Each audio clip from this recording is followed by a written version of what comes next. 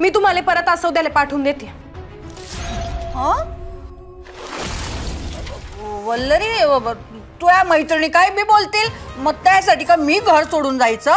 बस करा सासूबाई, बॅगा भरायला घ्या। ऐक ना वल्लरी, ऐक ना। मी तुमची सून आहे म्हणून मी सहन करीन सगळं। हे पाय वल्लरी, तू तू मनाला यातलं काही सांगायचं नाही। का नको सांगू? त्यांना बी कळू दे ना। तुले मनाची शपथ आहे। ठीक आहे, तुम्हाला जर कळली या घरामध्ये राहायचं ना तर राहून, इथून पुढे तुमचं सगळं ऐकून घेणारी तुमची वल्लरी तुम्हाला पुन्हा दिसणार नाहीये।